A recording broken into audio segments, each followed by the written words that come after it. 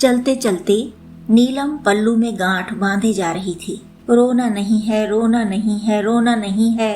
मन को मजबूत करने की कोशिश में 8 घंटे लगाए, लेकिन 4 पल में ही वह मजबूती बह गई। पलक झपकते ही सारी कोशिश ढह गई। मायके की द्वार देहरी इतनी उदास कभी नहीं देखी थी। खाट पर पड़ी माँ को देखा तो वह बुक्का फाड़ कर रो पड़ी। माई रे माई, का हो गया रे माई, तू तो सूख कर लकड़ी हो गई रे माई। माई की बंद पलकों पर कंपन आया। नीलम माई के पास जमीन पर बैठकर उसका चेहरा और देह सहलाती जा रही थी और आंसू बहाती जा रही थी। धीरे धीरे माई की आंखें खुली। सूखे पोपले चेहरे पर जैसे प्राण की छाया पड़ी। हीरा खड़ा खड़ा झुककर माई के चेहरे को देख रहा था। जब उसे विश्वास हो गया कि माई जीवित है तो उसने झोपड़ी में चारों तरफ दृष्टि दौड़ाई। एक कोने में कटोरे से ढका घड़ा रखा था, वह उधर गया। घड़े में थोड़ा सा पानी था। कटोरे में पानी भरकर उसने नीलम को पकड़ाया। पिलाओ तो इन्हें। नीलम आंसू पोंछकर पानी पिलाने के प्रयास करने लगी।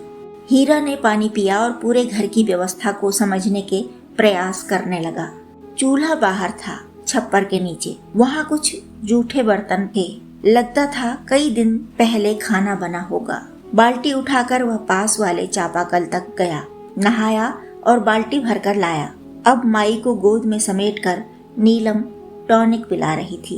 हीरा ने टोका, अरे दवा पिलाने के पहले खिलाना चाहिए था कुछ। नीलम बोली, खिलाया है, एक अमरूद घोट कर।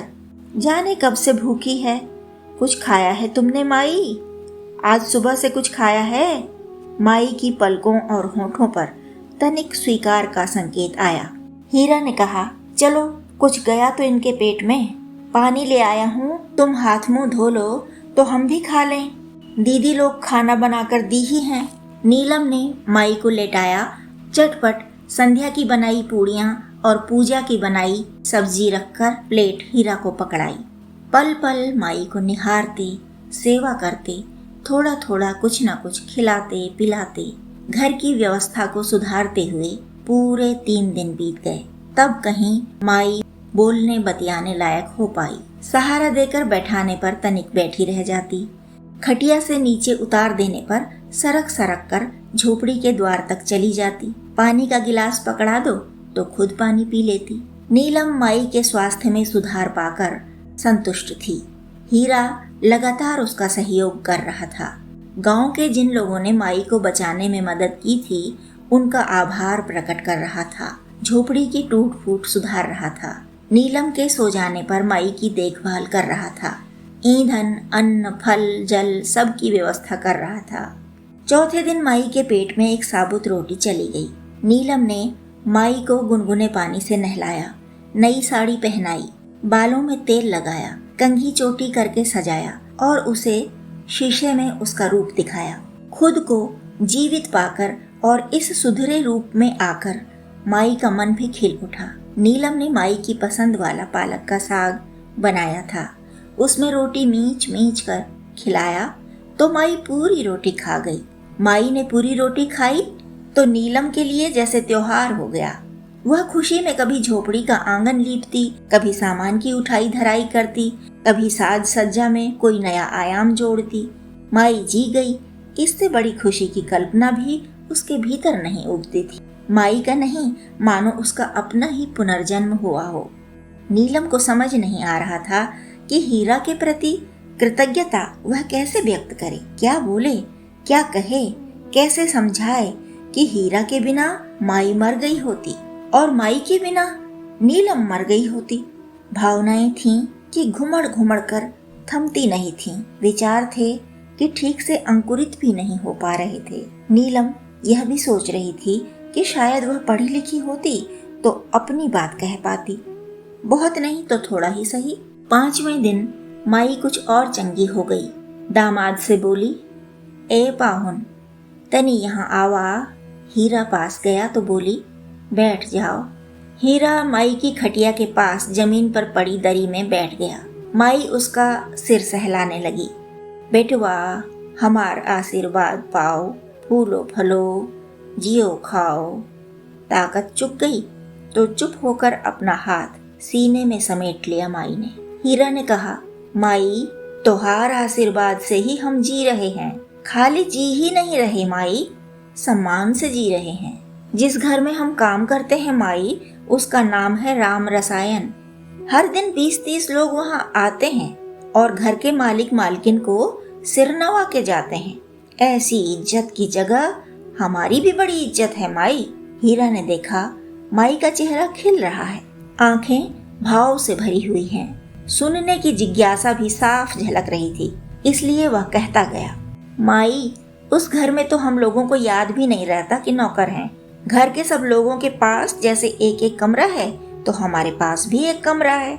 गैस चूल्हा रखे हैं हम कमरे में, भात बनाते हैं उस पर, लेकिन दाल सब्जी तो ज्यादातर मालकिन ही दे देती हैं। रोटी भी कम ही बनाते हैं हम अपने गैस पर। मांगने पर कभी किसी चीज को मना नहीं करते उस घर के लोग। पर माई, हम भी अपनी मर्जाद का ध्यान रखते हैं, कभी मुंह नहीं फाड़ते, काम चोरी नहीं करते। वहाँ सब हमें घर का प्राणी ही समझते हैं। माई की आंखें अभी भी हीरा पर थीं। आंखों में सुनते जाने की इच्छा थी। हीरा ने ठहरकर यह सब अध्ययन किया तो उसका मन भी खुश हो गया। उत्साह में बोलता चला गया, माई, मुझे तो कभी कभी डांट पड़ जाती है, पर पूछो अपनी बिटिया को, किसी ने फूल की छड़ी से भी नहीं छुआ उसे। ऊंचा बोल तक नहीं बोला कोई उससे कभी।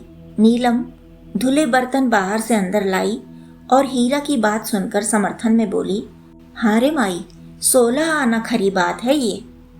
माई ऐसे कोई नौकर नौकरानी के लिए कहाँ करता है। जब हम जाने कि माई बीमार है तो चिंता में रहे। बड़ी दीदी न माई, संध्या दीदी, ताड़ ली हमारा चेहरा, लग गई हमरे पीछे।